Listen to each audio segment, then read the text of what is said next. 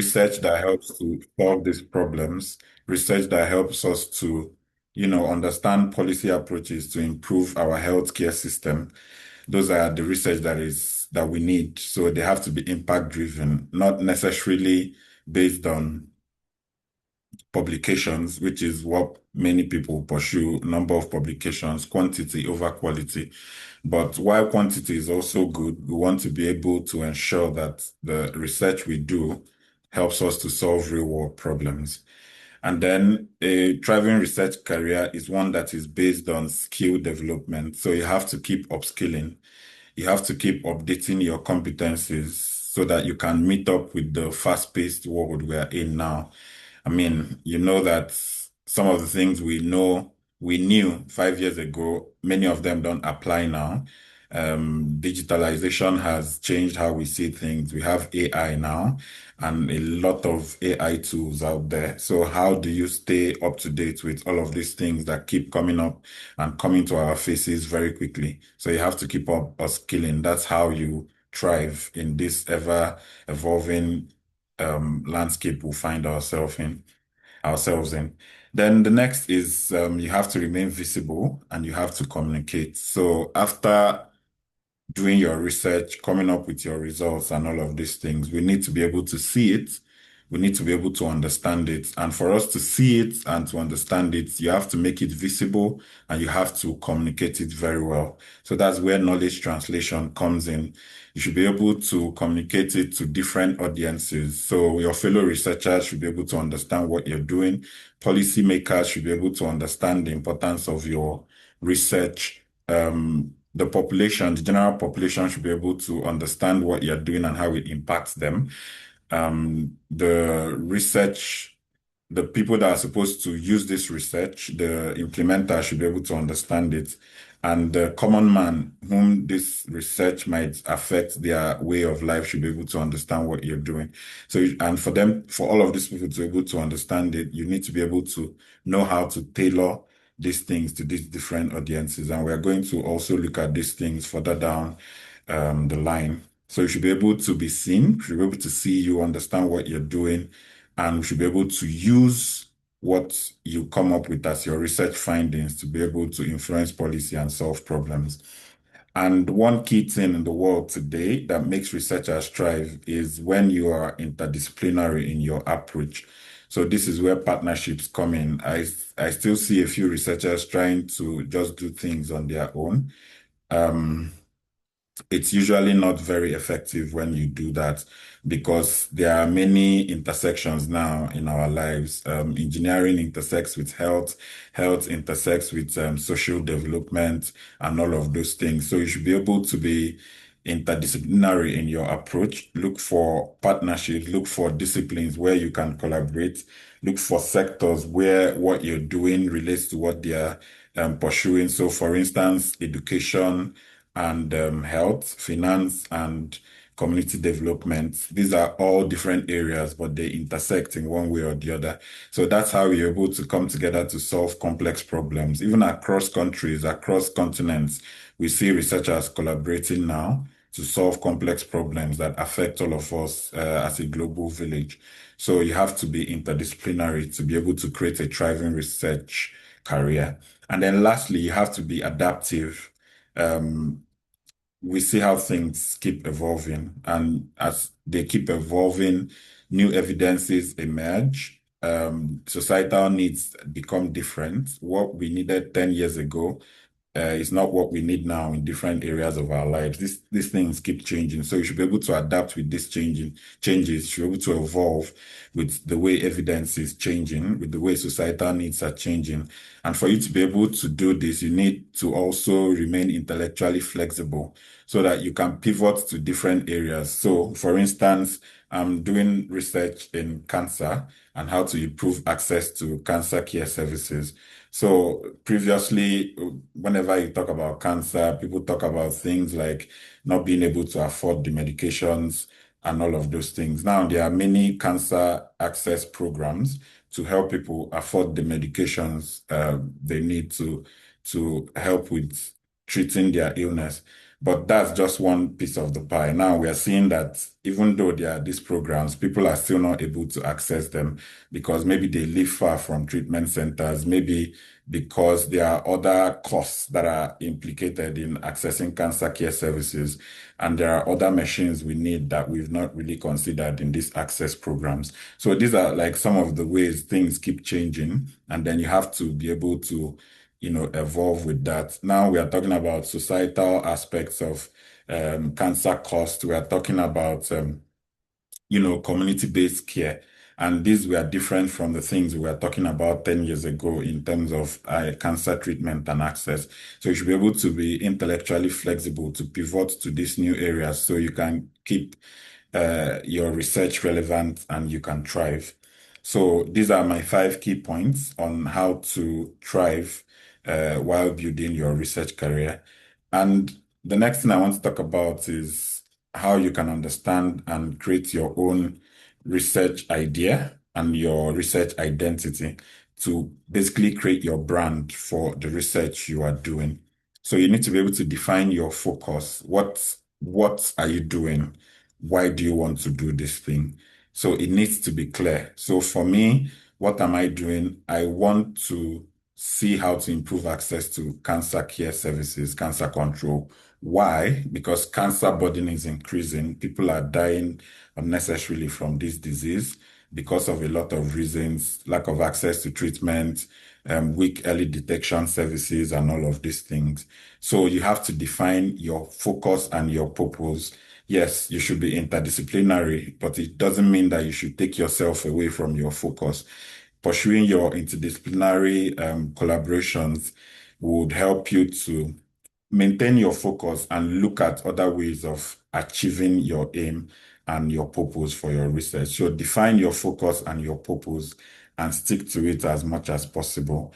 And then you also have to position yourself within that field you find yourself. And to position yourself, you need to understand what the existing evidence is, what the gaps are, and what the current debates are. So, what is available right now regarding this topic? What do we know? You need to understand all of those things. So, when you know what we know, you can ask yourself, what are the gaps? So, finding out the gaps will help you to create your own identity by knowing which part of these gaps can I fill, that will help me meet my focus and my purpose. And then you need to understand the debate. So what are the different opinions around this research area? What is this group saying? What is another group saying? Are there naysayers? Are there people that propagate things differently from what you know? You need to understand these debates because it will help you to situate your own identity and know which part of the debate you are on, which side of the debate you are on, and then how to build evidence around that side of the debate. And then you have to build a coherent strategy, a coherent trajectory. You need to align your projects around a clear long-term vision. So, for instance, while I'm researching access to cancer care, I'm looking at how we can improve that access using community-based models. So, for instance, community pharmacies. That's the long-term vision. But what I'm doing currently, I'm trying to understand the patient journey while accessing cancer care in Nigeria. And when I understand that patient journey, I understand what the gaps are. So where are the pain points? Where are we not doing well in supporting cancer patients to access the medicines and the care they need? Now, when I understand that, I also look at the system generally. And when I'm looking at the system, I'm looking at oncology nurses, I'm looking at oncologists, I'm looking at policymakers, I'm looking at the cancer control plan and all of those things. Now, my long-term vision is to build a community model of care so that people can access cancer care in their communities. That's the long-term vision. But all I'm doing right now is feeding into that long-term vision. So when I understand these gaps, when I understand the system, I can say, okay, these are where the gaps are. If we're able to do this and do this, we can be able to improve access to care in communities. Maybe we can use community pharmacies for early detection and screening services. Maybe we can use them for some aspects of psychosocial support. Maybe we can use them for some aspects of pain management and survivorship. So that's the long-term vision. But for me to get there, I need to align what I'm doing to be able to get to that point. I need to be able to understand what I need to do to be able to get to that point. So have that long-term vision and then align your current projects to that vision. It may not make sense when you're looking at it individually, but when you start putting the pieces together, it should fit into that long-term vision. And then the next thing you have to do is to align your methods with your identity. So there are different research methods out there. We have quantitative methods. Under quantitative methods, we have many different quantitative methods. We have cohort studies, we have randomized control trials, we have time series and all of those things. We also have qualitative methods, phenomenology, ethnography, and all of those things. We also have mixed methods where you mix the quantitative and the qualitative. So you need to look at these methods. You need to know all of them as much as possible, at least have basic knowledge around all of them. But you need to identify which one aligns more with your identity and what you want to do. So me, for instance, I started off as a quantitative researcher, but now I'm doing more of qualitative work because I believe that is where the stories I want to glean out, that is how I can get them. I need to speak to these people that are suffering from the lack of services. I need to talk to cancer patients to understand their pain points and all of those things. So I'm beginning to align my identity to qualitative methods, speaking to communities, speaking to people, going to hospitals, observing what's happening, taking my field notes, detailing the process to present that, journey, that picture, right? So you need to find out which of the methods that feed more into your identity you want to build, and then you develop it and build your skills around it because it will help you to define your work and how you work. So if you're a qualitative researcher like me, you would know that you will always be within the community you're researching. Or if you're a quantitative researcher, you may not need to necessarily be close to that community. You just need to be able to get the quantifiable data and run your analysis. So all of these things will help you to determine your research identity. And then the last thing is to be able to communicate a consistent scholarly narrative, right? You need to be clear on how you express your expertise across academic and public platforms. It's very important to building your identity. There are some articles I will read now, and I can, like, if you remove the authors, just by reading them, I can tell you, I can make a very good guess and tell you who likely wrote this article. And most times I'm not wrong. It's not all articles. Of course, it's articles within my field, within my area of work, because certain scholars write in a certain way. They build their narrative out in a certain way. If I read something my supervisor writes without her name being there, I could tell it's my supervisor. If I read things some of my mentors write, I could tell you. If I read things that people I cite more often in the field, right, I could tell you this was written by this person. So you should be able to, and this was possible because they've built a consistent narrative around what they are writing. So, for instance, my supervisor will always emphasize things around cost, around financial risk protection for cancer care and all of those things. So, and there's a way she puts it. So, whenever I read it, I know this is her speaking and all of those things. So, you need to be able to clearly express your thoughts, your expertise across various platforms and build that consistent narrative so that when people read your work or hear from you, they will know that this is this person speaking and this is what they've always stood for right from time. So these are my key points on understanding and creating your own research identity. The next is to develop your research niche and stay current within the field. So when you've built your research identity, you need to be able to carve out a niche for yourself. So you don't necessarily have to be everywhere. Remember what we said earlier about having focus and having purpose.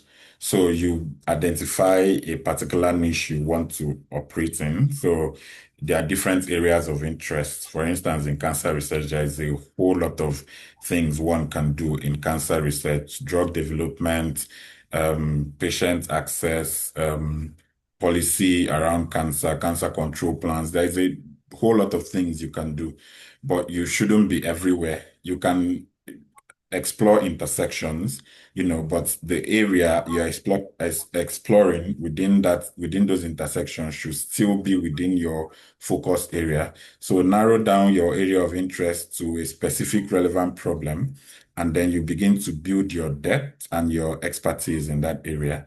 And to be able to do this, you need to understand what is out there. So how do you know what is out there? You have to systematically scan the literature and synthesize what people are doing. Review recent studies to track trends, methods, and unresolved questions. So when you understand what's happening, you understand maybe the gaps, you understand maybe what needs to be done more, and then you plug in yourself to the gaps and the areas for future studies that are more related to the identity you're building and the niche you want to operate in. And then I already talked about the third point. And then digital tools are very important to creating your niche and understanding what's happening there. So Google Scholar is one, Web of Science is another one.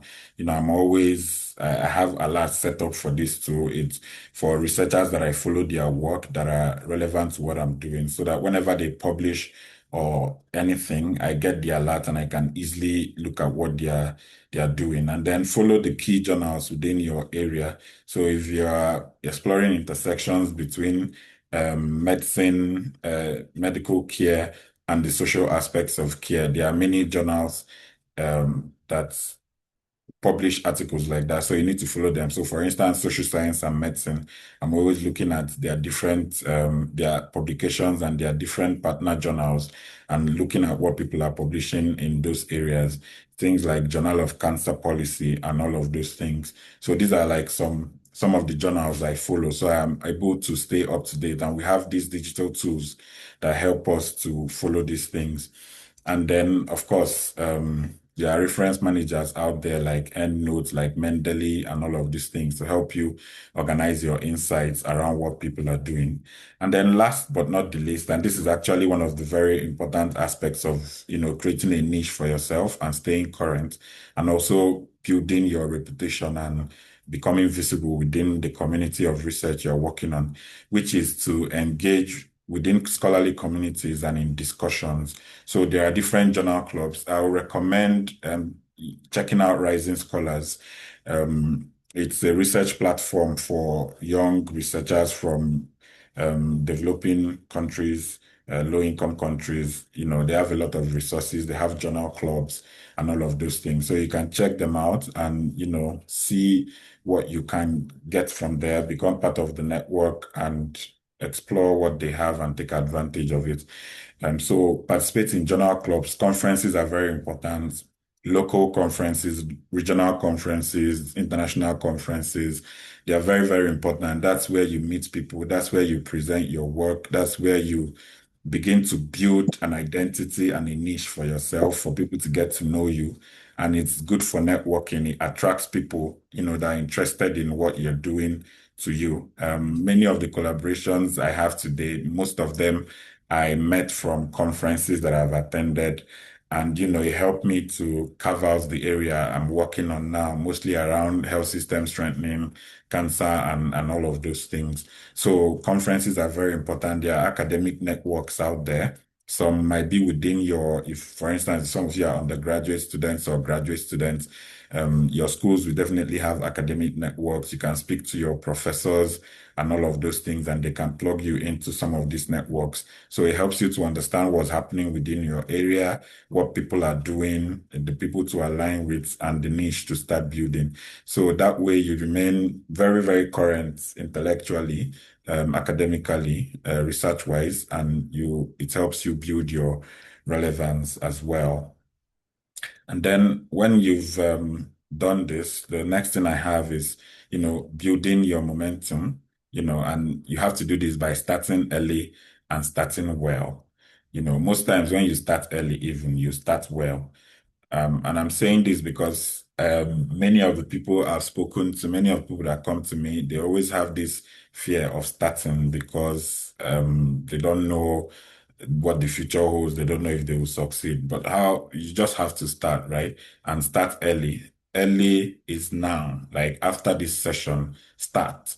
So how do you start? Start with some small actionable steps. So you can start with manageable tasks and starting by thinking about what you want to do, where you want to operate, what areas of research interest you. And then you begin to, just quick literature scans, nothing very deep, to understand what's in the current literature in this area. What are the scholars in this area talking about? What are they debating? Can start by, taking up tasks like data cleaning. Maybe if you're a quantitative kind of person, if you are more inclined to that kind of research, you can start learning things around data cleaning, start learning things about conducting systematic reviews, start learning things about different research approaches, how to collect data, all of these things. So it helps you with that early knowledge you need to start building your momentum. And then you have to prioritize consistency over perfection. Even the established researchers we have today, they are not even perfect, right? But it's that consistency they've built over time. So don't worry about getting it right. Don't worry about, oh, will my results make sense? Will people even, what I come up with will even add anything? That should be less of your worry. You should be worried more about being consistent, making steady progress and iterating your approach as you go. So instead of waiting for the ideal conditions, maybe um, getting a PhD position or an academic appointment or something, you can just start by, okay, writing maybe every day you can block 1 hour to say, I'm going to use this 1 hour to develop my thoughts around this, my research interest, writing continuously, giving people around you to review what you're writing, critique it for you, and all of those things. So those consistent steps, gentle, steady, before you know it, you're already building a thought pattern. You're already building your capacity and your ability to do different functions around research tasks, and then engage early in real research environments. I give example of Rising Scholars. There are many more out there. There are organizations that look for volunteers. There are research teams that look for people to help them collect data, people to help them do literature scans. LinkedIn is a very good platform. I always see posts from various scholars looking for volunteers for projects, looking for students, looking for people to research assistants to support with data collection. So engage with platforms like that. The good thing about LinkedIn, you can curate the people you follow and the content you are interested in so that you always see things around research, since we're all here to learn more about research. So volunteer to join their team, and that's how you learn, by doing. And then the good thing about those things is that you get free training, you get free exposure, and many times you can even, depending on the level of contribution you make, you can even become part of the authors and start building your research portfolio, start building up articles to show up your academic and research CV.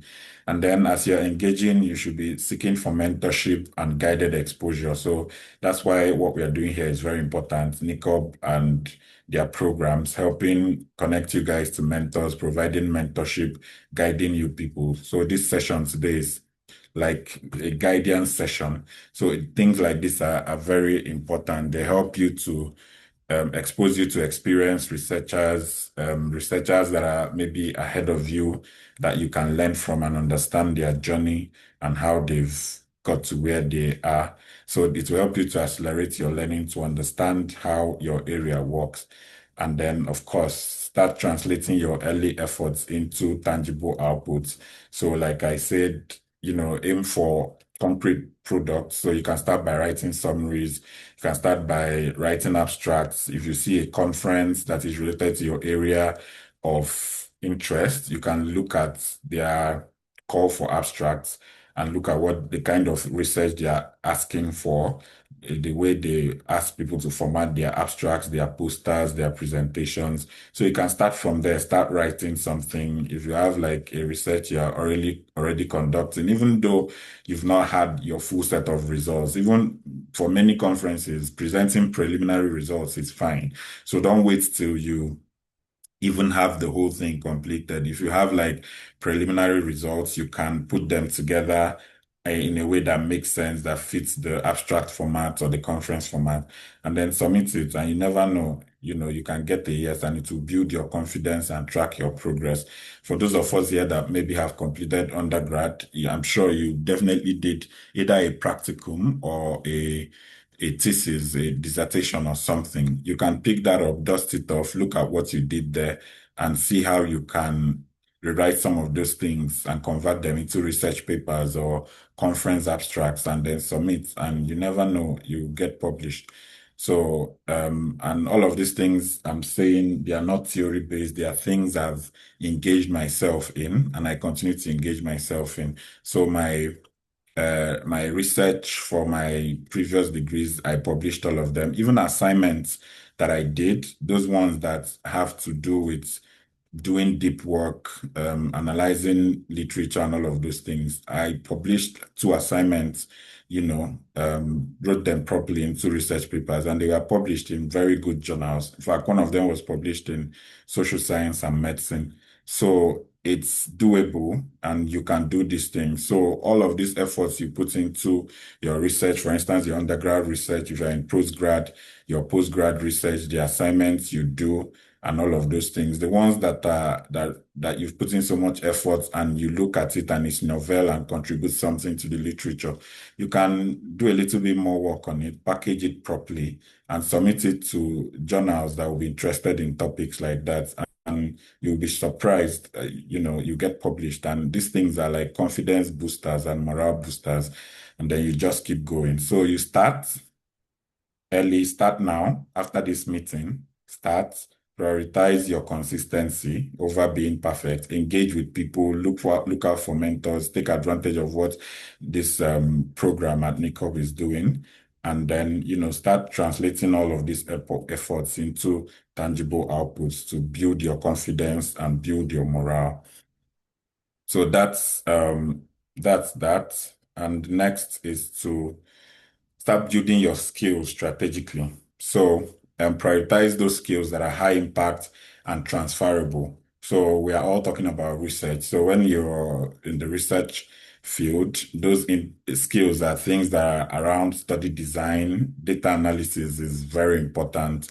Quantitative, qualitative, mixed methods, data analysis, how to triangulate your data, how to write academically, and also for diverse audiences, how to critically appraise work, peer review, and all of those things. These are high impact transferable skills in research today, and they will remain relevant into the future. They've always been like that from years before now, and they will continue to be like that. So even with the AI tools and AI models we have, you still have to understand study design to even be able to apply those tools to them. You need to understand data analysis. You need to understand what sound academic writing is, what correct peer review is. So these are skills you need to start building. And, to build those skills, you need to be very, very deliberate about how you learn and what you adopt. So it has to be very structured. I find short courses very nice and helpful. Certifications, supervised practice. So platforms like Coursera, Udemy, EDX, they all have like very, very good short courses on research. Rising Scholars too has this amazing course on research. I think it starts usually towards the end of the year, maybe September, October, I'm not sure. Thousands of people have undertaken that course, and today many of them are publishing papers. So I think the course title is Getting Started with Research and Writing, something like that. But if you check their website, you would see it. So it's a good course. It's a 6-week course, and it's self-paced. And of course, I'm sure what we are doing here is also part of the short courses that will help you to strategically build your skills. Their certification, supervised practice. So this is where your mentors come in, volunteering comes in. So if you have mentors, they can supervise what you do. If you're volunteering with any research team, they can supervise your contributions to the team. And then that way you're starting to build upon these high impact skills and you're building your capacity.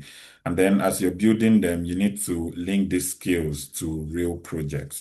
So as you're learning data analysis, as you're learning writing, you need to start applying them. So you're not doing these short courses and all of these things to learn these skills on paper. You need to start practicing them, contributing to research teams, starting your own research, no matter how little, and just offering them to people that need it. Like I said, if you can curate the content you see on LinkedIn, look for those that need people to help them apply these skills to their different projects. So from there, you're not just learning them, you're utilizing them, and that way you are reinforcing your learning and it's producing outputs for you, research papers, conference papers, and all of those things. And then of course, building your digital and data literacy skills. So you need to be proficient in tools for this analysis. So even qualitative analysis now, there are AI tools for it now. There are digital tools for it. Things like in Viv and Vivo, things like forgetting the name of this one, which is really good. But they are all out there. Quantitative skills. There is SPSS. There is Theta. There is Python. There is R. So you need to start learning how to use these tools and become proficient in them because it will help you to analyze your data, to help you to manage your data. Even Excel is very, very good at many of these things, and it's one software that I think, is underutilized. So if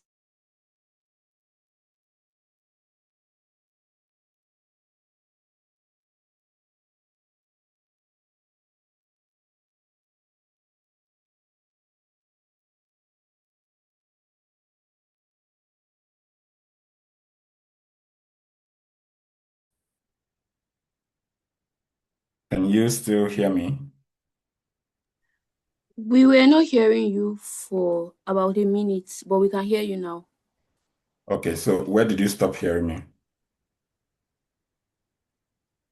When we were talking about Excel, Excel, SPPS. Excel. Okay, but can you still see my screen? Okay. Yes, sir. Okay, good. Yeah, so I was talking about Excel. I was in the build digital.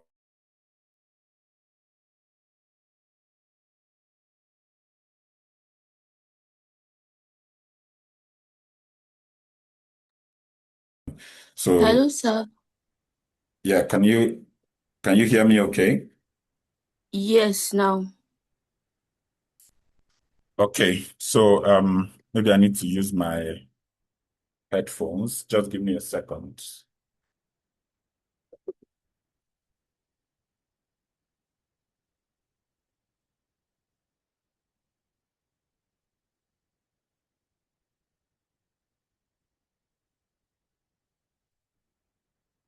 Okay, can you hear me okay?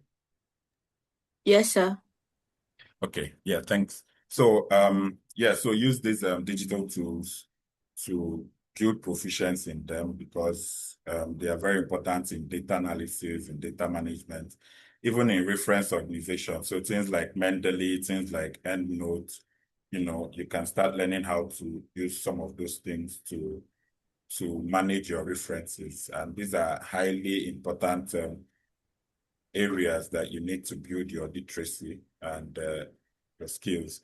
And then, last but not the least, you have to be adaptable. Remember, one of the first things we spoke about, what is needed for a thriving research career is being adaptive, right? You need to be able to continuously assess and adapt your skill sets. You need to be able to, oh, sorry, need to be able to update your competencies, assess what is needed in that area you're working in. What new tools are people using now for their analysis? So, for instance, in qualitative data analysis, we used to use manual coding sheets, and then NVivo came on board. We're now using NVivo. We still use NVivo, and then there are newer ones now. People use for qualitative data analysis. Same for quantitative. It used to be manual calculations of ANOVA, ANCOVA, and all of those things. But now, then came SPSS, then Stata. Now we use R, Python to write codes, and then it gives us the results. So you need to be able to update your competencies to be able to respond to new methods of doing things, new demands in the field, new software and apps out there to support with different aspects of research.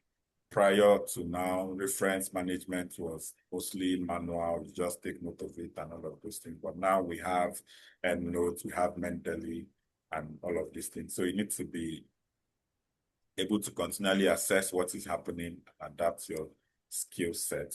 And then the next slide I have is on collaboration, networking, and intellectual flexibility. In fact, for me, this is one of the most, if at all I should choose one of the most important things to do to thrive in your research career, it will be this. It will be collaboration, to be networking, and while doing all of this, to be able to maintain your intellectual flexibility.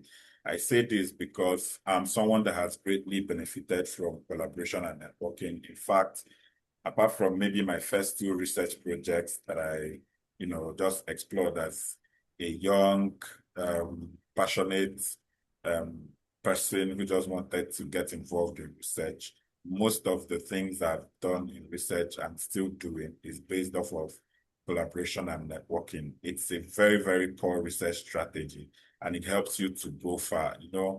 I think there's this saying, if you want to go fast, go alone. If you want to go far, go in a group. And it's very important in research. That's why these days you rarely see a research paper written by one or two persons.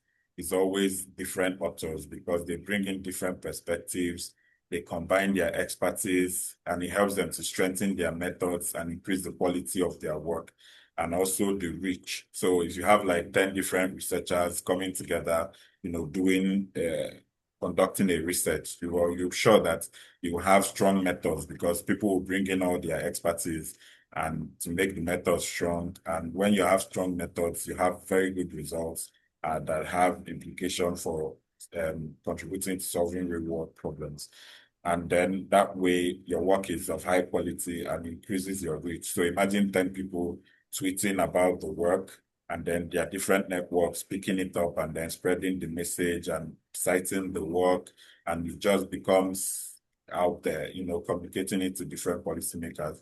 So collaboration, if at all you're to take away one thing, it's to start collaborating and networking with researchers in your areas of interest, and then of course, as you're collaborating, you're building and maintaining a purposeful professional network.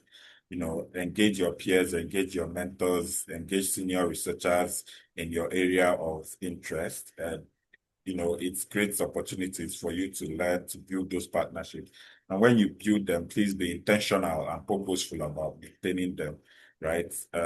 Contribute meaningfully. Let them see what you bring into the whole research agenda. Let them see that your contributions are strong and all of those things. And when you're seeking these mentors and these peers and collaborators, look beyond your areas of interest to those other areas that intersect with what you're doing, right? Because intersections are very important now. We see intersections between gender and health. We see intersections between community living and even things around access to opportunities, even things around tech and all of those things.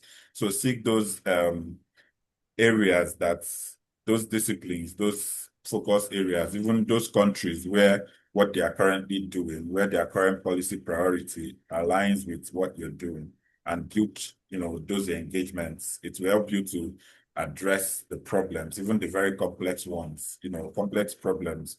We call it polycrisis. So things around environment, things around social life, things around economics, all of these things come together to create complex problems. So if you're exploring intersections, you should be able to contribute more in solving these complex problems. And then, like I said earlier, bring yourself, offer yourself and the value you bring.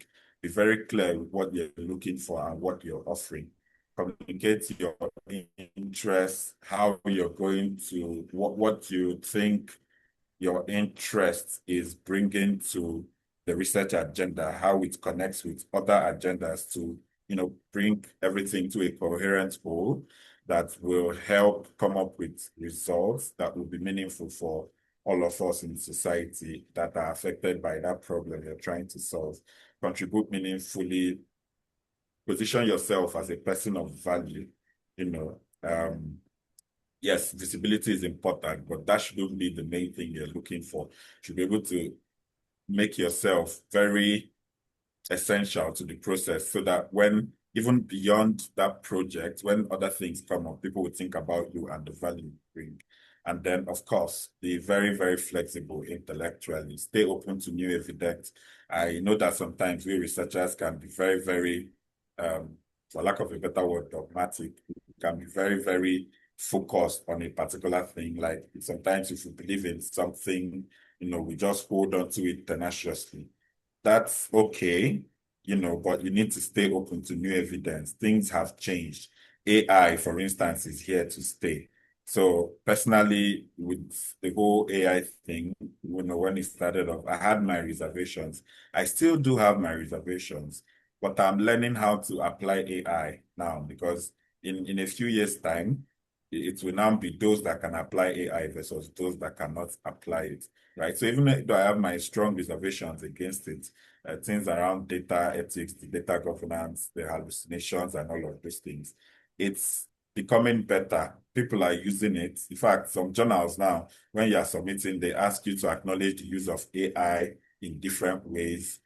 Some are still very strict on not using AI, but many of them are beginning to accept it. They tell you to state how you used it and all of those things.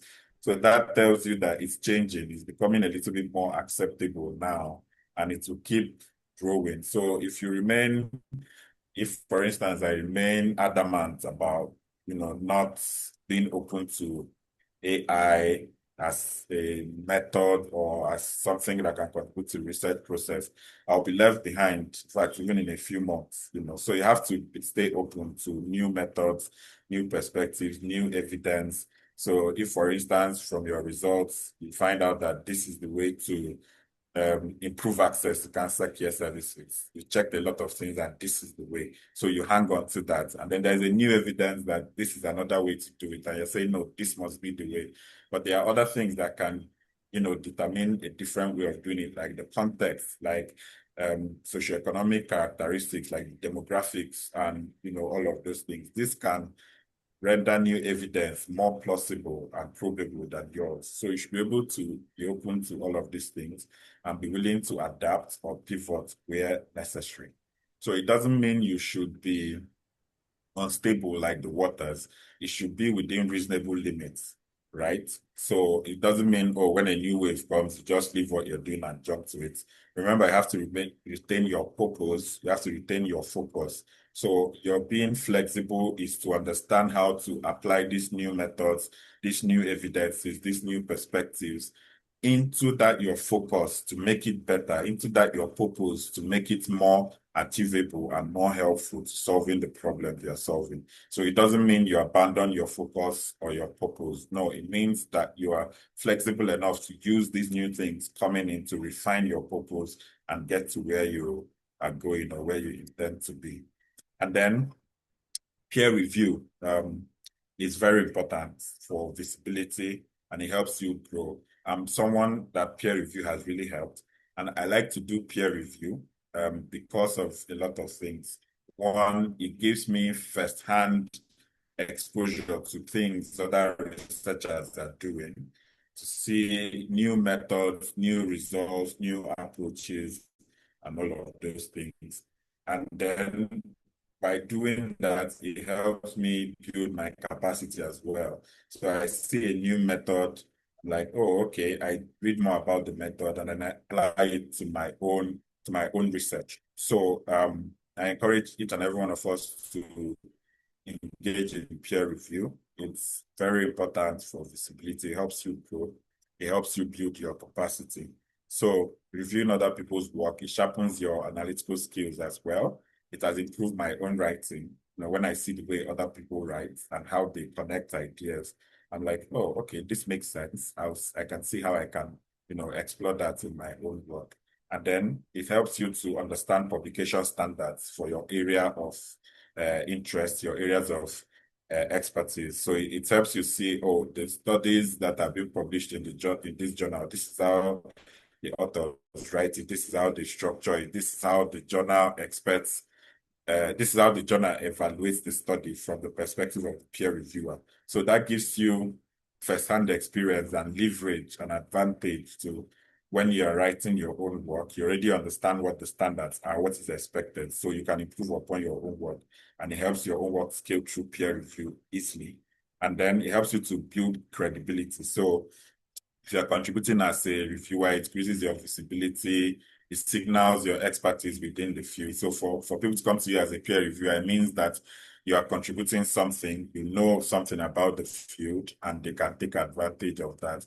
And then most times, these journals, when you review for them, many of them either publish your name in their website. So when people search your name, they will find it in their website. Some of them give you certificates that you can include in your CV. And then some of these research profile websites like ORCID, for instance, it has a peer review section. So if you link your ORCID profile to the peer reviews you do, it's kind of like aggregates it for you, keeps a record of it for you. So people can go there and see, oh, this guy has done reviews for these top journals, for BMJ, for social science and medicine, blah, blah, blah.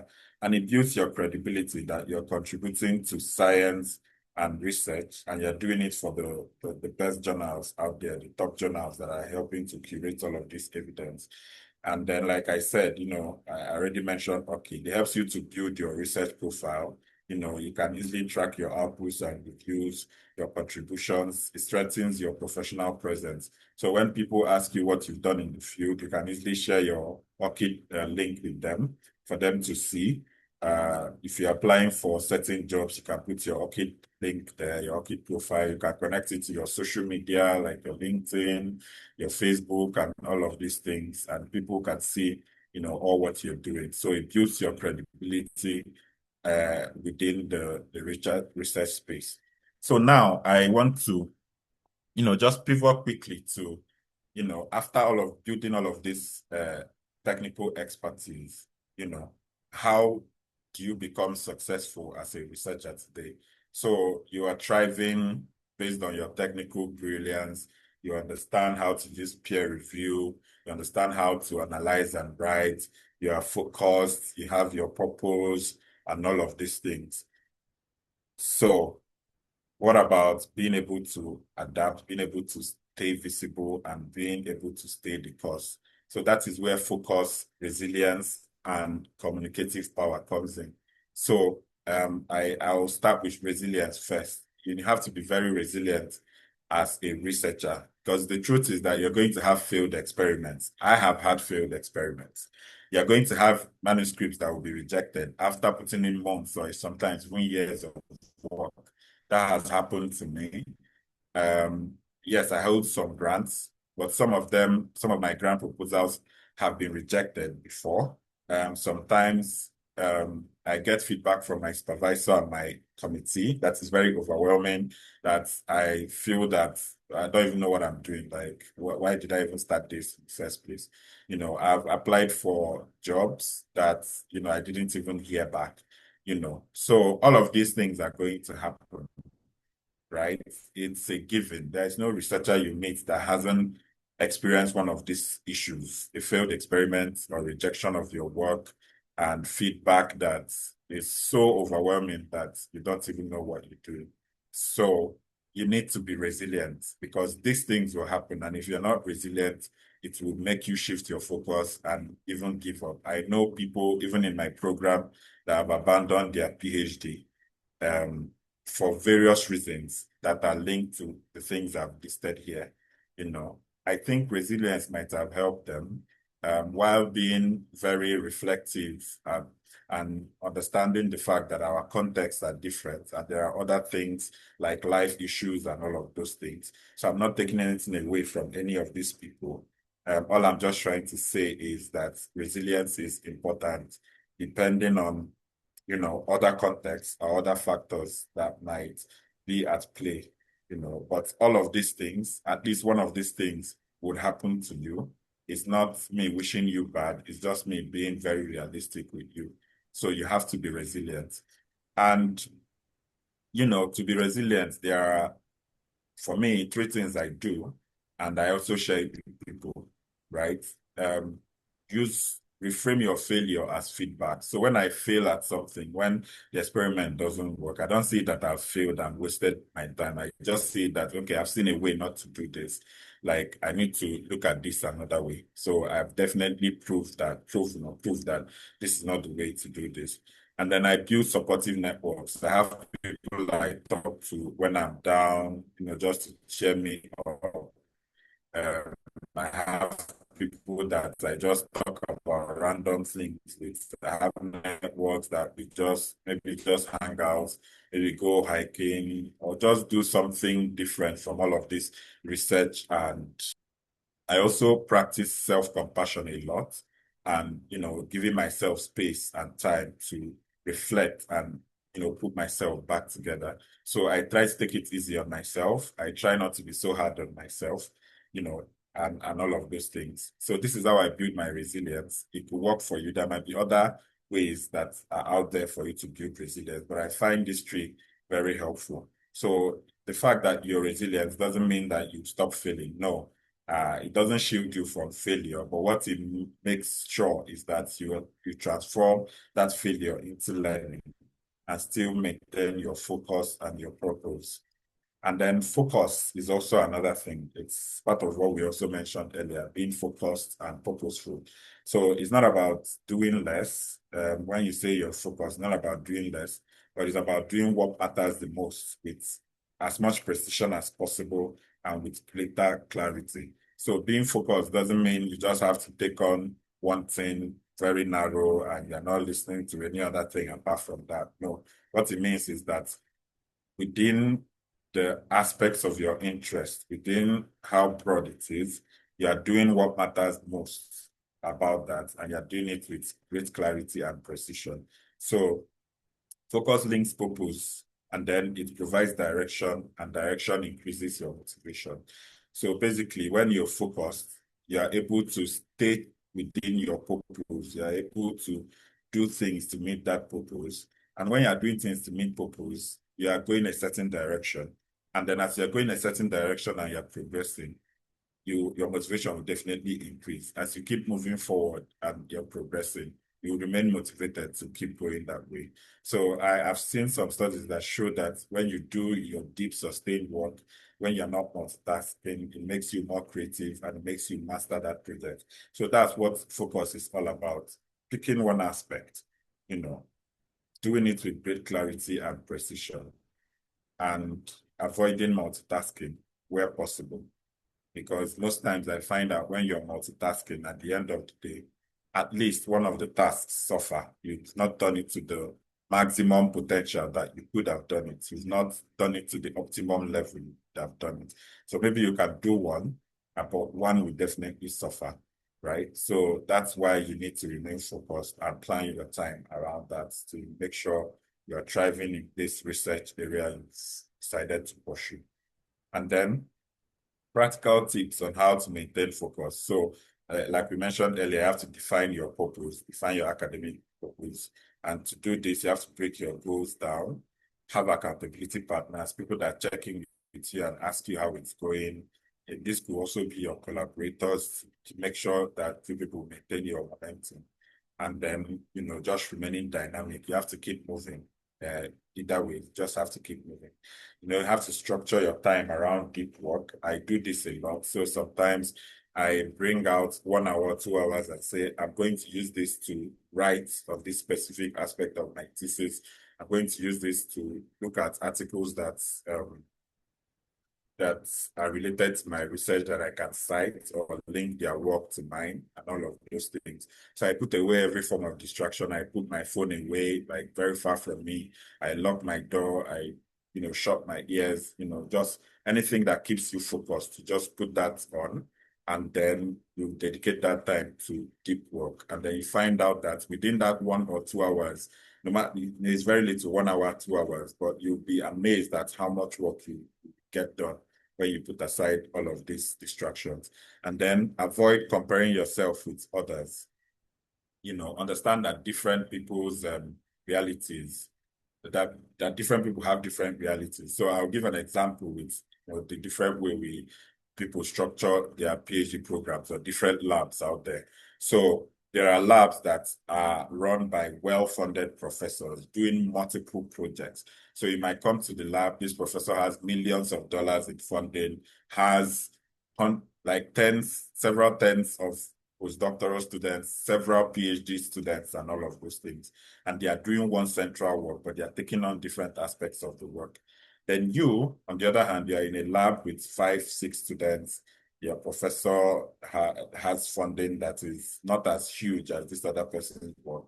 And most times, each person in the smaller lab, they are focused solely on their work, on their PhD work. Now, in the bigger lab, you see that any aspect of that work you contribute to, if a publication, for instance, comes out of it, your name is going to be there. Whereas in this other lab, it's just you focused on your PhD work. So any publication, you won't have as much publication as this person here, where there are maybe up to 50, 60, or even more people working on different aspects of a project. And so long as you contribute, your name automatically appears. So in 2 years, somebody in that lab might have had 10, 11 papers, but you're just working on one project, and probably within a year, you just have an average of 1 or 2 papers. And now you start comparing yourself with that person. You're not being fair on yourself because your realities are different, your contexts are different.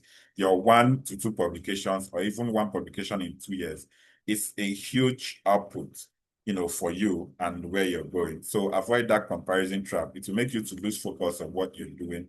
It will weigh you down, and it will make you to start exploring, things that you shouldn't be exploring anyways. So avoiding that comparison is important to maintaining your focus. And then, of course, we've mentioned digital tools severally along the line. So, of course, understand how to use that wisely to meet your focus and keep your purpose going. And then communication is very important. It helps you to turn your knowledge into influence. When you're done with all of these experiments, you're done with all of this data collection, analysis, you have these amazing results. It shouldn't sit there, right? Publishing it in a journal is one thing, and then making sure that other audiences understand it is another thing. So it makes your work visible and it makes your work valuable. You should be able to put together your findings, your research in a way that is accessible, in a way that is engaging, and in a way that is actionable. So, and this must not just be one way, right? It depends on your audience. The way you communicate to me as someone from the general population is different from the way you communicate your findings to a policymaker. It's different from the way you communicate your findings to an implementer. So, for instance, if you find out that pharmacists working in the community can help in cancer control, the way you communicate it to policymakers would be around, okay, this is the current policy we are running now. And with the way we've done it, we still have this much people dying from cancer because they are not able to access this care close to them. But we've seen that if we engage community pharmacists or other community health workers, more aspects of care for cancer will reach more people and less people will die. So maybe we need to rewrite our policy and explore how to bring in pharmacists in cancer control. That's how you could communicate that to policymakers. Then to pharmacists themselves, the way you communicate it will be different. Oh, we found that people can actually help in cancer control. Is there anything you need to make this thing more possible and accessible for you to be able to implement in your communities? Do we need to provide you with certain resources? What would you need to take on this task and make sure more people gain access to cancer care services? And in so doing, you'll be saving lives, and this is what we committed to. So that could make them more open to that idea. So to the general public, you could tell them, oh, we found out that this person in your community can actually help you with managing your pain and your medication. So we are going to be giving them this and giving them this. When you go there, tell them this, tell them that, and you can be able to help yourself better and all of these things. And then to the research or academic community, you can use your academic jargon and all of those things, and they will get it.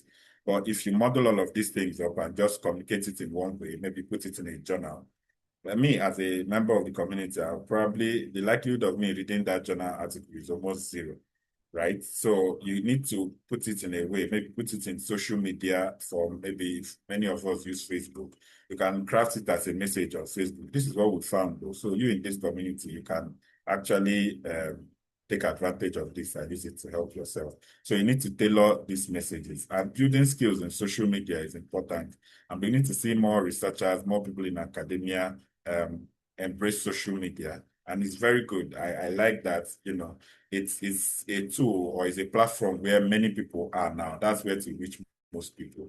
So we shouldn't limit our communications with publishing in journals. In fact, some journals even have social media pages now, even have social media metrics to track how many times the articles were mentioned in social media, how many times people spoke about your article, your finding and stuff like that. So understanding social media and how to use it is very, very important to improve your communication and your visibility as a researcher. So you shouldn't shy away from that. You should use it strategically. They are very, very modern academic arenas.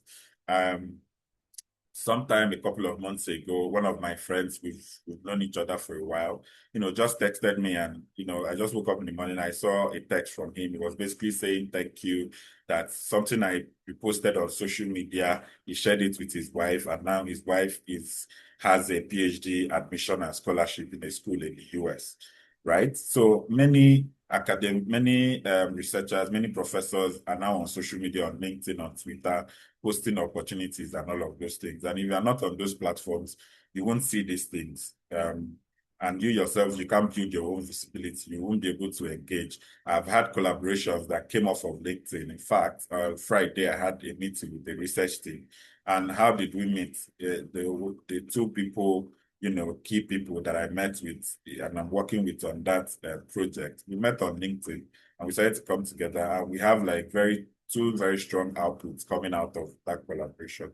So imagine if I wasn't on LinkedIn, where could I have possibly met them? Likely would have been lower, right? So we need to start using these platforms. There are even academically platforms, social media platform tailored for academia, specifically researchers. So things like ResearchGate, it's very important. You see forums there where people contribute and talk about different challenges they are having or different things happening in research field. So take advantage of these platforms. Share your insights in simple language. Don't go there and still use the big technical terms in your area. Make it relatable to the average person using that platform. Use it to connect with collaborators, with policymakers, even journalists. So I've been approached by journalists a few times. I've also actively sought them a few times to say, oh, this is what we did, this is what we found. And there are some newspapers now, both in Nigeria and in Canada, that have highlighted or spotlighted my work and all of those things, and it helps it reach to a wider audience. And it also helps build your own credibility and your own identity. So don't shy away from these things. Look out for people in media, in journalism, social media, all of those things, and use it as a strategic tool to build your identity, to remain visible, to engage, to collaborate, and to share your work. So learn how to come up with good visuals, right? I just generated this image just like that, but you could see like the left is a table with a lot of figures and numbers and all of those things. It's not very visually appealing. Like not everybody will, have the time or patience or whatever to go through all of this table. And then in our world, the attention span has greatly reduced. So we should be able to learn how to put things in very graphic form, very like visualize data and make it more relatable for people to see. That way it becomes more digestible. There are tools like I think Power BI and some of all these things that you can use to generate like really nice graphics and visualize your data. So many times it's easier for people to absorb what you're saying when it's more in graphic form than when you just write text upon text upon text. So you could leave the text upon text to the journals, but when you're communicating it to people on social media to, if you're creating pamphlets, make it more engaging. Use graphs that once people see, they understand, oh, this thing is increasing, this thing is decreasing, this thing is not steady and all of those things, rather than making them read through a table that at the end of the day, they might even be more confused about what you're trying to communicate. And learn how to write for diverse audiences. I write op-eds, I write blogs, I write policy briefs and just send to the ministry about something new that was discovered, about a podcast. You can do podcasts as well. There are many research podcasts. There's one in my college, Massey College, podcasts and all of those things. So you should learn how to be able to use these different platforms and these different, audiences to communicate your findings. There are different people that listen to podcasts will be different from people that will read policy briefs. Policy briefs are always policymakers. Podcasts will be most people in the general public that are interested in that issue. Op-eds and blogs would be, for people that are interested in a particular issue. So for instance, Rising Scholars, I'm always using that as an example because it's a platform that helped me a lot. And I'm also part of the platform, and it has, really, really helped a lot of other researchers. So you can check it out. They have a blog section that people read, and you can write, different things for the blogs. There is, if you're into global health, there is a blog by Health Systems Global. Even Plus One has a blog. So there are many of these journals that are having blogs now. So you can explore that to communicate your research findings. Even the common newspapers like Punch, Vanguard, they all have like blog sections for, different things. So you can use that to communicate your research findings. And at the end of the day, you should be able to integrate all of these things. So I would say imagine your career as a bridge. So the foundation of that bridge is your resilience, your ability to weather the storm, whatever it is, your failed experiment, not getting a grant and all of those things. You need to be able to build resilience. So that's the foundation. The pathway to getting to where you're going is the focus, is your focus. So you have to remain focused to maintain your purpose. That's how your pathway, through that bridge. And then the guardrails are the communication, the creative skills. They are the things that protect you. They are the things that make you visible. They are the things that make you not to fall off from that bridge. When you can communicate your work, when you can be creative about, making sure different audiences understand what you're saying and you remain visible.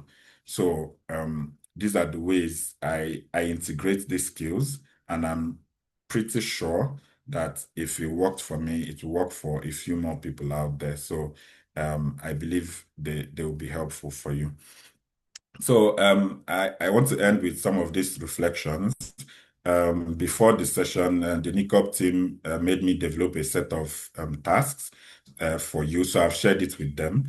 But I want you to ask yourself a few questions.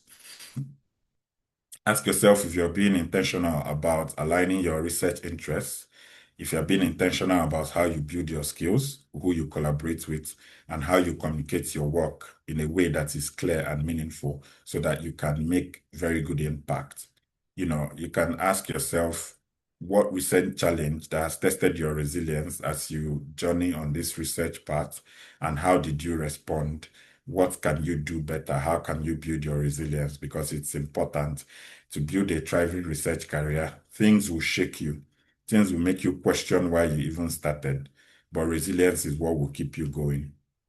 What distractions most affect your focus, and what boundaries can you set? Social media is a very huge distraction for so many of us, if not most of us now. How does this affect our focus? How can we set boundaries?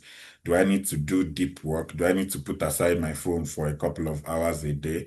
Do I need to, when I wake up, not reach out for my phone first and use the first 30 minutes of waking up to think about my research project and how to, make it better? That's if you're a morning person. I'm a morning person, so I do a lot of those reflections in the morning, and I find that I think better and come up with better solutions. And ask yourself, how can you make your research more visible to the public or policymakers? Do you need to engage more in social media?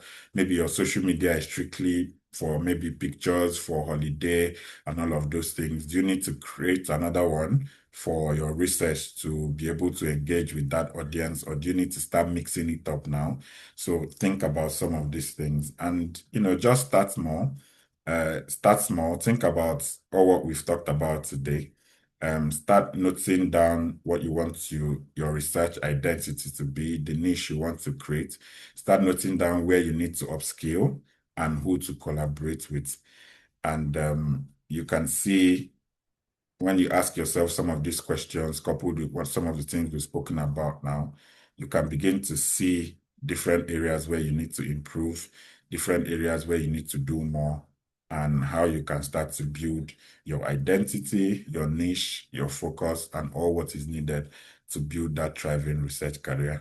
So, in conclusion, my belief is that the next generation of thriving researchers will not just be experts in their fields. There will be those ones that can tell their story, that can communicate well, those ones can collaborate and connect with people, those ones that can solve problems with their research. Research that when you deliver the results, people feel it.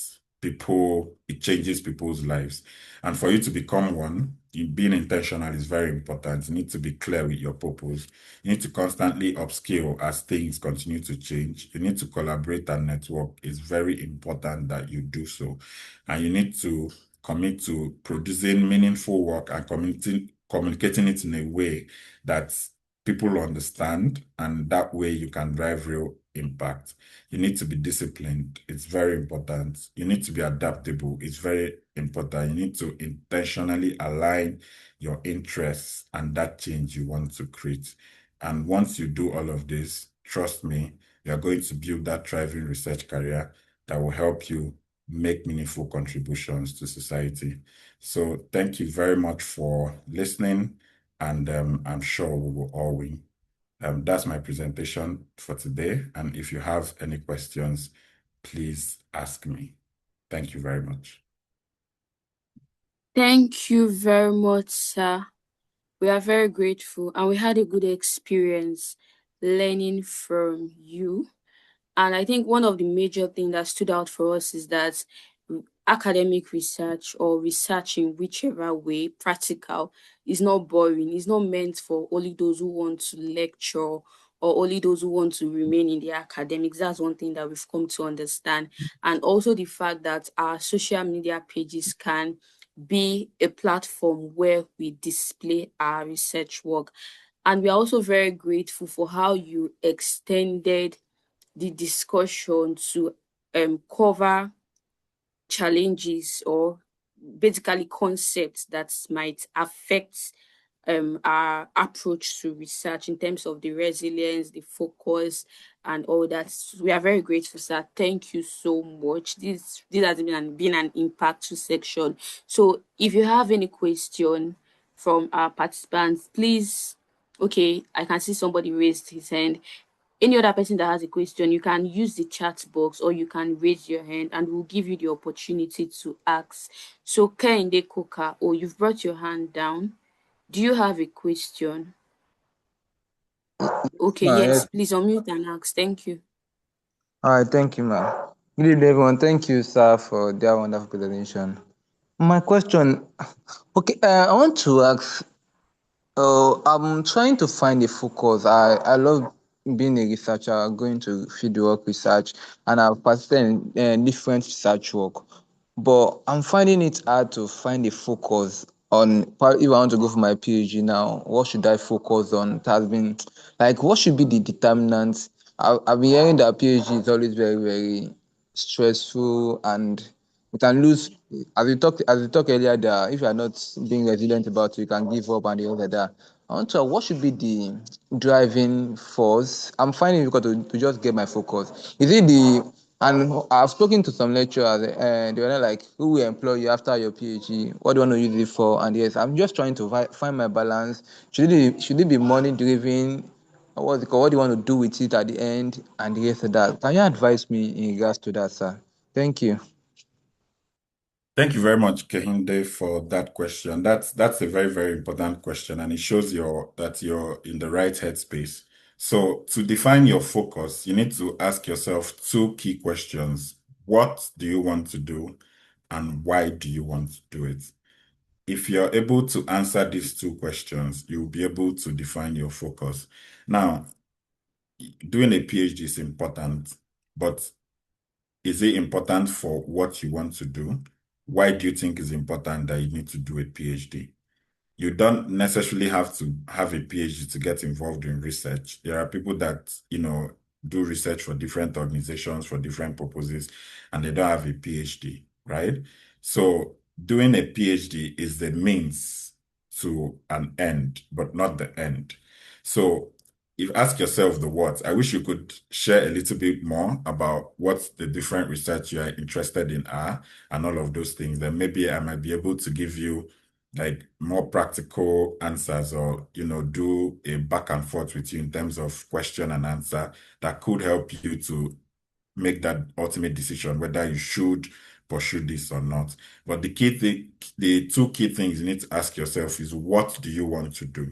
So it could be you want to work on improving access to financial services or microcredit systems for smallholder farmers or for women living in certain communities.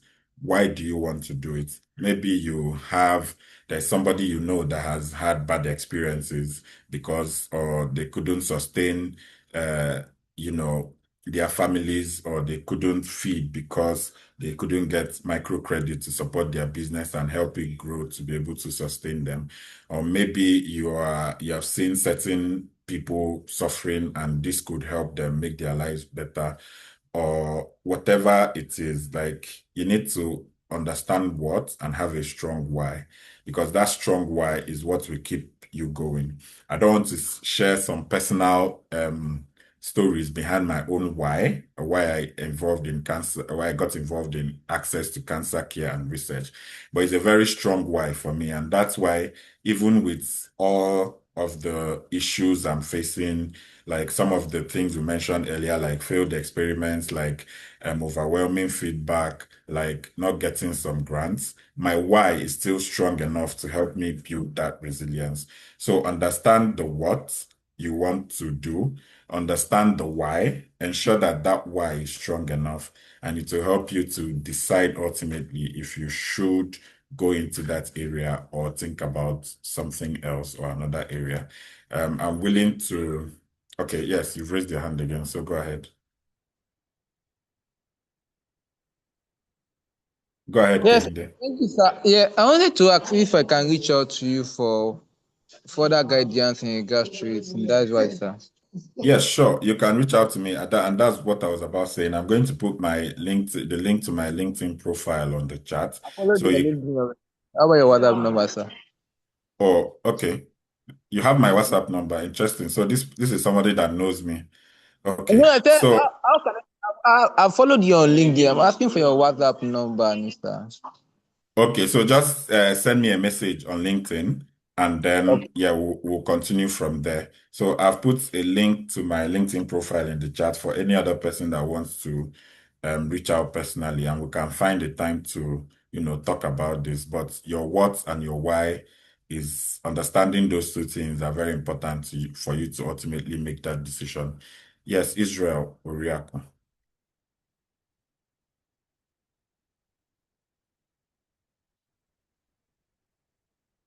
Israel Oriaku, you raised your hand. You can unmute your mic, I think.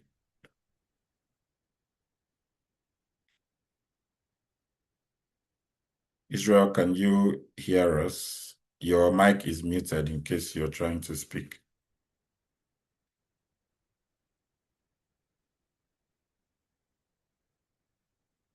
Or maybe it's from me. Can other people hear me? Maybe it's from my end. We can hear you, sir. While we are waiting for him, there's a question on the chat box, so I'll Oh, just okay. read it while we wait for Mr. Israel. Onyedikachi says, thank you, sir, for this powerful session. Please, sir, in building a thriving research career, how do you strategically choose between the growing number of research tools like reference managers, AI assistants and data platforms without becoming overly dependent on them or diluting original thinking? Okay, very, very great question, Onyedika. And I think your answer is even in the question. So you need to build your original skills. You need to build your competencies in these areas. And if you recall earlier in the presentation, we spoke about how you can build your competencies in these areas. So attending things like short courses, um, joining a research team, volunteering, having mentors, and starting with little manageable tasks on your own. So you can start with doing literature scans, start with um, looking at what people write and how people write in your field of interest, and then try to build your own, for instance, writing skill in that area, for instance, systematic review skills in that area, for instance, data analysis skills. So take short courses to help you understand the foundations of that area you're interested in or that skill you want to build, and then start getting involved in little manageable tasks. So start with writing an abstract, look at how people structure their abstracts, read research articles that people have written in your field, and try to develop your own thought process or your own identity around that without looking at any of these tools, right? So that's the way to start building those skills. So your answer is already in your question. You have to not become dependent on these tools. See them as tools to help you. See them as tools to make your work easier, not tools to replace your original thinking, to replace your ability to, think and refine your ideas. Just see them as tools to help you to make your output better, not to replace your original way of writing, your original way of doing things, the basic skills you have. So if you have that mindset and look at it from that angle, that will help you very much, Onyedikachi. So don't depend on the tools as things that replace your writing. Don't go to, for instance, ChatGPT and tell it to write something for you. What you can do is to write something and then maybe ask ChatGPT to proofread it for you or copy edit it for you to remove maybe filler words or things that are not necessary to make it read better. So that's a good way to use those things. Data analysis, you'll still be the one to impute the data. If it's like data that you collected manually, you'll still be the one to impute it in Excel. You'll still be the one to export it to a data analysis tool, maybe SPSS. You still need to understand, okay, the different kinds of analysis. Maybe if you're a quantitative researcher, for this kind of data, do you need to do parametric or non-parametric analysis? Do you need to do this test, student t-test, independent t-test? You need to understand what to apply to that particular data, and then you run the analysis yourself. So not asking AI to do it for you. You need to understand the basics of how to do it. When you do it, if you're not having challenges, so for instance, if you're writing a code on R and it's not giving you the output you want, you can now go to a suitable AI platform, maybe ChatGPT, and say, I'm having issues with this code. This is what I wrote in the code. Where can you help me debug this code? Where is the issue in this code? So it can help you show you where the issue is. Then you go use your hand, correct that issue, and then rerun that script and do that analysis. So that way you're doing it yourself. You understand that skill. AI is only helping you figure out some of the problems and make it better. So that's one way to go about that. Thank you, sir. Mr. Israel, are you ready to speak now? Okay, Mustafa. Yeah, thank you. Okay. Thank you, Doctor. Sorry, it's just very Otuto. funny that I'm an Igbo boy that doesn't know how to pronounce an Igbo name. Otuto. Yeah, Good it's evening. okay. That's fine. So Good evening. from Nick Board, I'm here to say thank you once again for creating time to do this with us for this year, because you have not just impacted another generation of researchers. In my head, I was just like, oh, why this topic? I hope these students will take it serious, But listening to their questions, I see that it was really an important discussion for tonight. So I'm just here to represent the board and say a big thank you for your time tonight. I'm not a researcher yet, but at least I learned one or two things. Maybe one day, I'll decide to go and do a doctorate degree.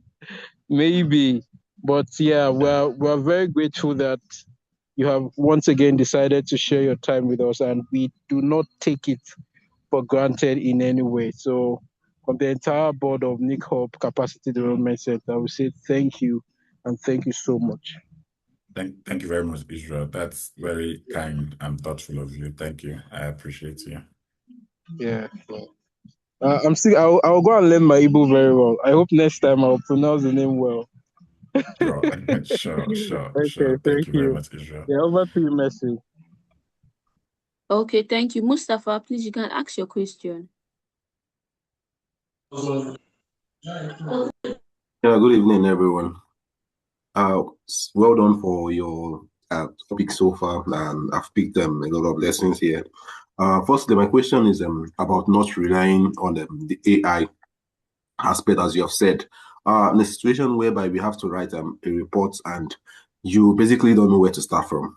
They have given you a report to write on to make your research, and you don't really know a point where you should basically, this is where I should start from.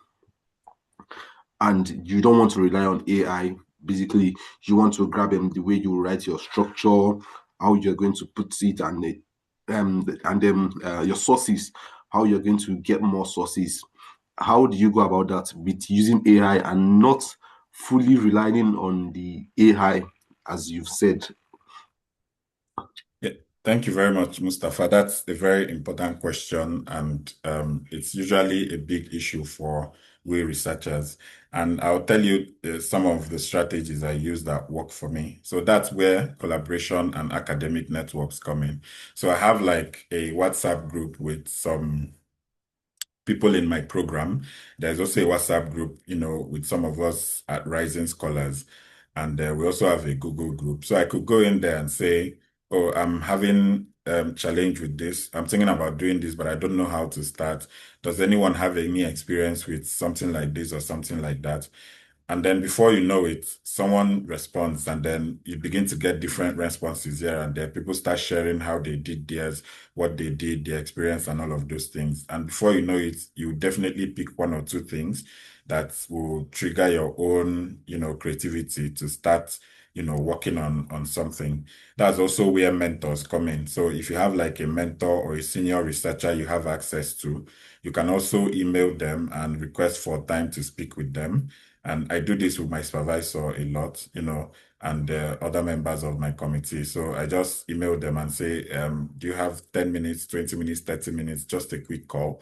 And then I call them and then I say this. And then they are more experienced. Then they share their own experience, they share their knowledge and strategies. And before you know it, I've already picked up one or two ideas to run with. So this is one of the things I do. And then you can also just browse like articles around that area and read what other researchers are doing. So for instance, if you're having issues, maybe starting up your research paper, your introduction section, you can Google that topic and look for research around that area, and then see how other people have structured theirs, how they've written theirs and all of those things.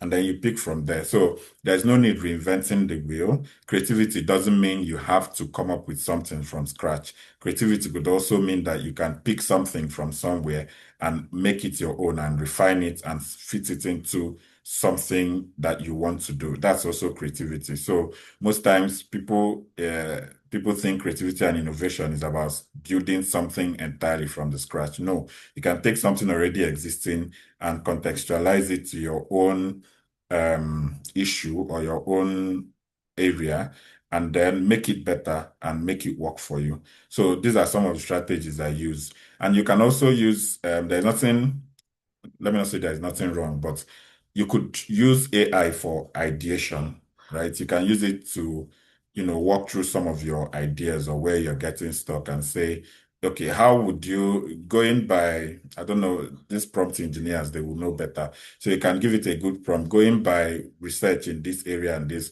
what would you suggest based on what established researchers are doing in this area? How would you suggest I go about starting this thing or this thing? So it will give you a list of options. You can go through it, and then, of course, your human capacity takes over, your human thinking takes over, and you can pick some of the outputs it gives you and then use it to form the initial aspects of your own ideation, and then you start working through that. So these are some of the strategies I use that I find very helpful, and you can try that, and it could be very helpful for you as well.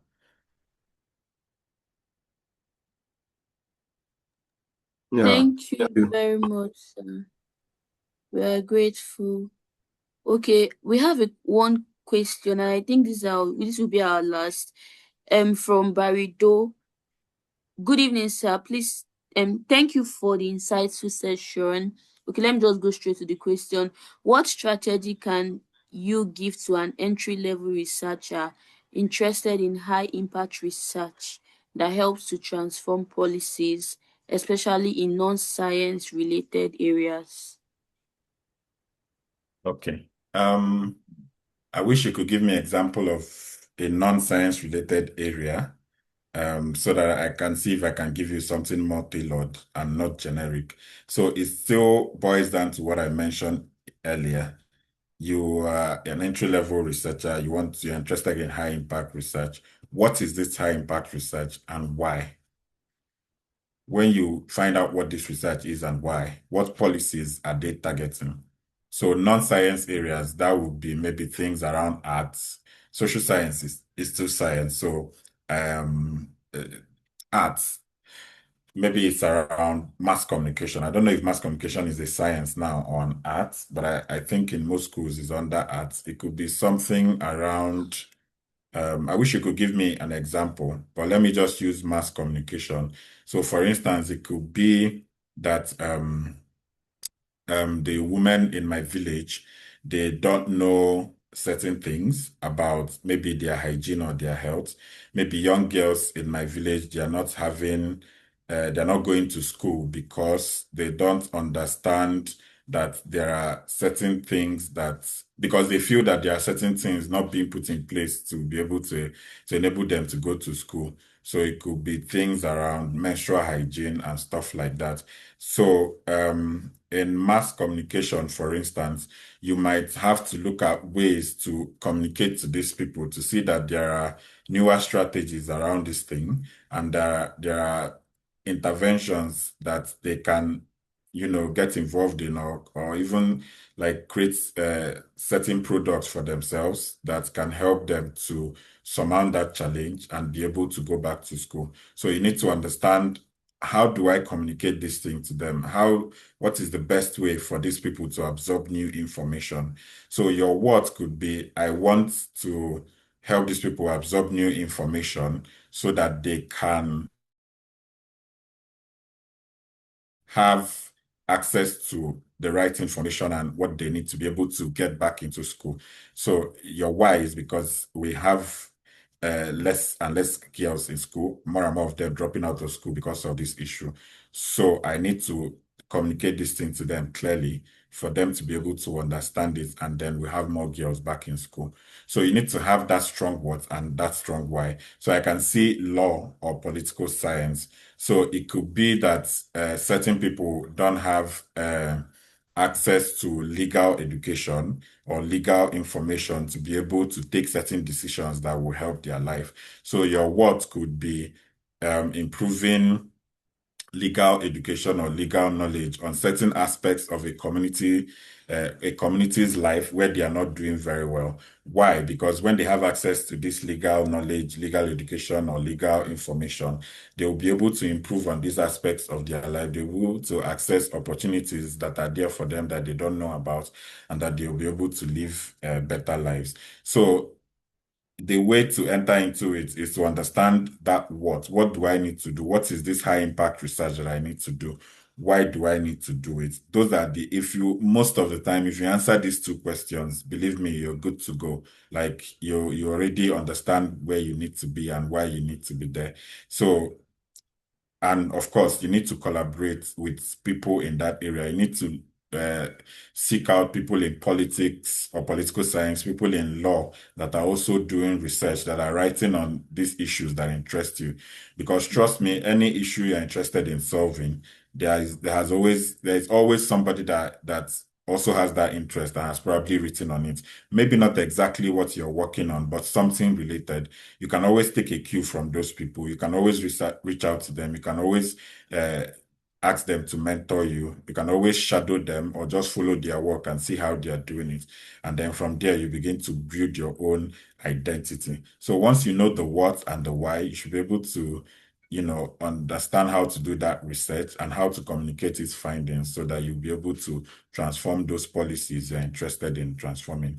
And this applies to all areas. It's not just a science specific thing. It's also in the arts, it's in the humanities and all of these things. You need to understand your what and your why. In fact, most times the research techniques we use in the sciences, many times we borrow it from the arts. So I'm in the sciences as it were, but I'm using qualitative methods. I'm using inductive analysis. I'm using inductive analysis to analyze my data. I'm applying grounded theory, ethnography, and these are from the arts. So you see that interdisciplinary aspect and interconnection we're saying. So it's not all what we've said today is not focused solely on the science. It's also applicable to the arts. And most times we all borrow methods and strategies across these two areas and even more. So once you apply them, yes, most of my examples are in the sciences because that's my field, but they also apply to the arts as well.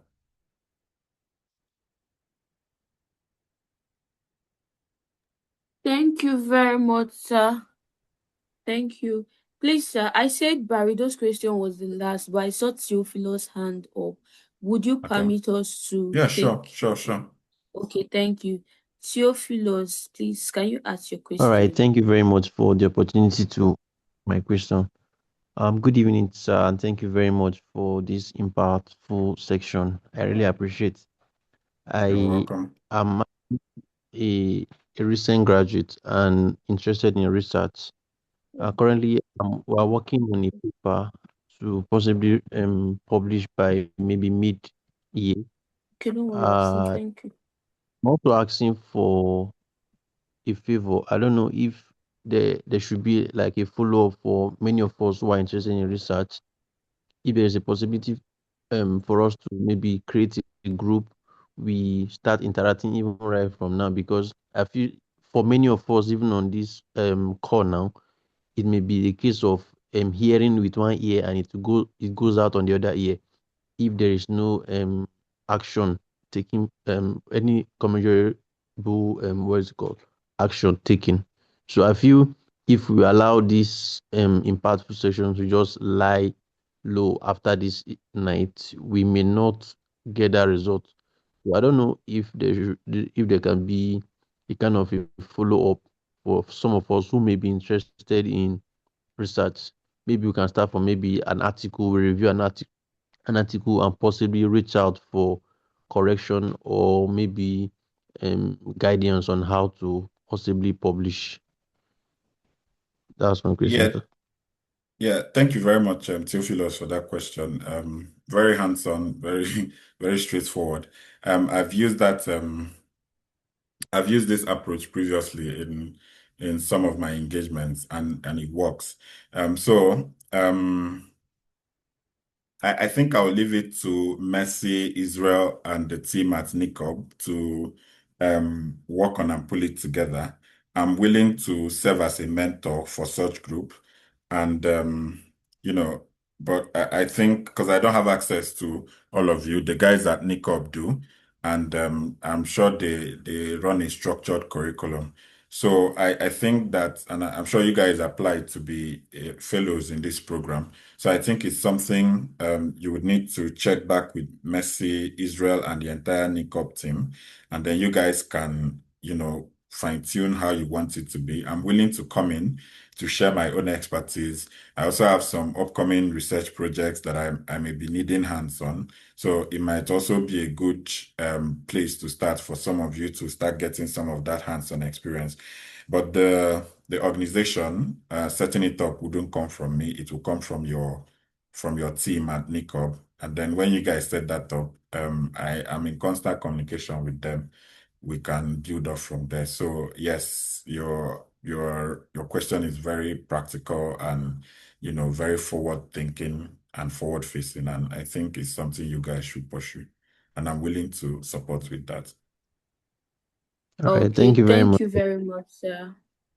So to You're answer welcome. Theophilos' question directly, our mentor for tonight has given us an assignment which is going to be shared on your various JMP portal. So part of putting into practice what you've learned is for you to do your assignments, right? And then also I'm going to be sharing our screen to throw more light on my screen rather, to throw more light on what Kehinde said about reaching out to our mentor. So just tell me if you can see my screen. So I want to show you how you can reach out to your GMP mentor. So if you come to your Nick Hub portal here, his LinkedIn, if you click on LinkedIn, it will direct you to his LinkedIn page. If you click on Twitter, it's going to direct you to same as the Facebook. So for you to be able to get here from your portal, right? So this takes you straight to his LinkedIn page and it's on Nick Hub portal. So you just come to Nick Hub, which most of you are familiar with already. And then when you come to Nick Hub page, you go to programs, GMP 2026, and then you go to meet our mentors. So you look for the mentor you want to reach out to. Our mentor for tonight, here is his page, so you can reach out to him via his social media page. And then if you want to go through the email option, you can also talk to Nick Hub's project manager, Damilola Adewumi. So subject to the mentor's approval, you are going to get the email for direct communication. So thank you very much for that. And then concerning the assignment, we are also going to reach out to you for that. Thank you very much, sir. Once again, we are grateful. Thank you for having us this night. Thank you for everything. We are very, very grateful. So on behalf of Nick Hub and like Mr. Israel said, we are grateful. Thank you so, so much for everything. And from our participants, please can we unmute our mic and collectively say thank you to our mentor for tonight. Thank you, sir, for Thank you very tonight. We much, really sir. Sincerely appreciate it. grateful. You're Very welcome. much. You're welcome. You're welcome. Thank you very Okay, much. It's a thank you. pleasure Mr. being here. Israel, I can see your hand up. Please, you can have the Yeah, floor now. yeah, thank you so much. Once again, thank you, Mr. Otuto. So, for the participants, I want to encourage us to, first of all, I see a lot of you people asking for contact. Messi has already shown you how to go about contacting him on his social media handles. But we have an assignment. So, Mr. Otito, please, anybody reaching out to you from NICOP, if he or she has not done the assignment, then I don't think the person is a serious person. So, because a lot of times we try to ignore the task that is given to us and we start bothering our mentors for unnecessary things. So, first of all, make sure you do your assignment. Make sure that the assignment that has been given to you is done and well done. Okay.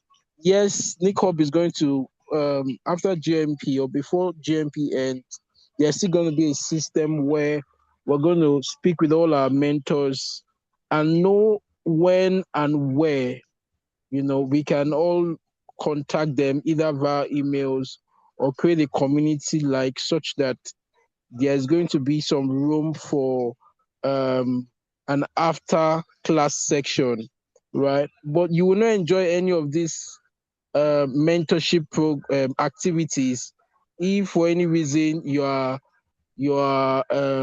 taken out from the program, just like we did some few days back. Some people who have not been complying with assignments and activities, had to be taken out from the program. So my charge to you tonight is make sure you participate, make sure you take your assignment seriously.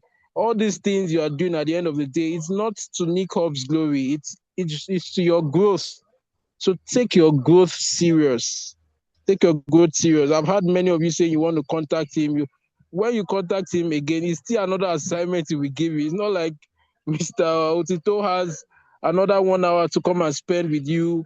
So no, all these mentors are very busy personalities. They have businesses, they have tasks on their table. So make sure you do your assignment. That will show how serious you are about your own personal growth. So let's take that first. Then as we unveil the other activities of the program, you get to know how to connect with these mentors more effectively. So that's what I want to stress out. Thank you so much once again, everyone. Over to you, Mary.